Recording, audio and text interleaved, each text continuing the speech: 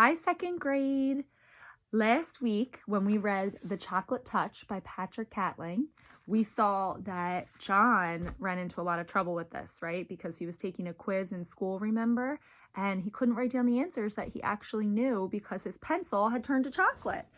And we saw that his power is starting to get stronger, or this magic is starting to get stronger. So we're going to read today and we're going to see what happens. Maybe do you think he talks to Miss Plimsoll and she lets him retake the test? Do you think Miss Plimsoll says, "So sad, too bad, John"? So we're going to see what happens next. So today we are on chapter 6 of The Chocolate Touch by Patrick Catling. When the others had been excused to go out for mid-morning play, John had to go and stand by Miss Plimsoll's desk. "John," Miss Plimsoll said, "you mustn't make up silly stories to excuse your failures. I must have the truth. What did you do with your pencil?" "This is it," John said, showing Miss Plimsoll the pointed stick of chocolate. "Really, it is. It's changed." "What do you mean, it's changed?" Miss Plimsoll demanded. "That's my pencil," John tried to explain, "only it isn't the same anymore.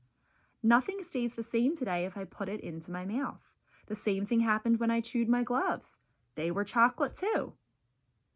"John," said Miss Plimsoll slowly, "do you feel all right?"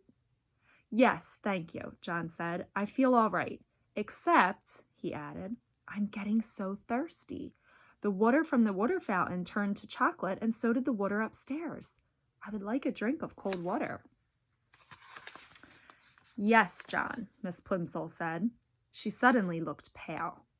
Why do you think she looked pale? It means her face kind of went very white. It lost all the color. I think maybe she's a little nervous about John and kind of worried about him.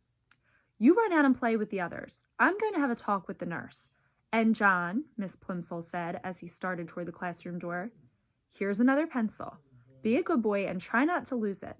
I'm afraid I'll have to keep this piece of chocolate until school's out. You know we don't allow anyone to eat candy in class." Miss Plimsoll put the slightly chewed chocolate pencil in her desk drawer, and John went out to look for Susan. He found her skipping rope with 2 girls in his class. John usually scorned skipping rope. He preferred hide and seek, tag, FBI, and spies, kick the can, or any other good, exciting game. Jumping up and down in one place just to avoid being hit by a rope seemed silly to him. But he was sorry for having spoiled Susan's silver dollar, and he was willing to make a sacrifice. "Susan," he said. Susan continued to bounce on one foot as her 2 friends swung the rope over and under, over and under, over and under her. She didn't seem to notice John. "I'll skip with you," he offered. Susan stopped, and the rope was caught by her shins. "Let's try doubles, backwards," she said, but not to John. She ignored John. "You go first, Betty. Ellen, you go second. I'll go last. The one who does it the most times gets the first slice of my birthday cake." Susan looked at John, raised her eyebrows, shut her eyes, and stuck out the tip of her pink tongue. Then she turned back to the girls and smiled. Ellen whispered in Betty's ear, and Betty whispered in Susan's ear. Then all 3 of them looked at John and at each other again and burst out laughing. So how do you think John feels right now, with all the girls whispering about him and then looking and laughing? Probably not too good, right? It's not very nice of the girls either. "Oh, Susan," John protested, "I didn't mean to do it. The trouble is there's something magic about me today. Everything I put into my mouth turns to chocolate." The girls giggled. "You wouldn't like it," said John, who was beginning to feel sorrier for himself than he had ever felt before.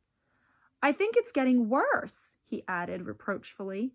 "At first, just the part in my mouth turned to chocolate, but when I nibbled the end of my pencil, the whole pencil changed." "Pooh," Susan said. The others hooted with glee. "Maybe I'll get sick and die," John warned. "Maybe I'll turn to chocolate myself. Then you'll be sorry." "I don't believe one word about the chocolate," Susan said. "And if it was true, you'd be glad because all you ever like eating is chocolate." "If you don't believe me..." So there's the girls all laughing at John. "If you don't believe me," John retorted, Just you give me that skipping rope and I'll prove it. The girls looked questioningly at each other for an instant, but as they hesitated, the bell rang and it was time to go back to the classroom. The rest of the morning passed slowly for John.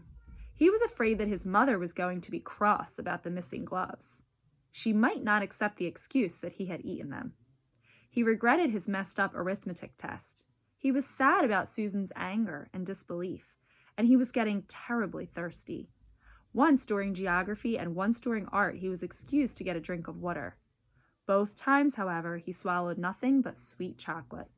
His mouth was getting stickier and sweeter and drier by the minute.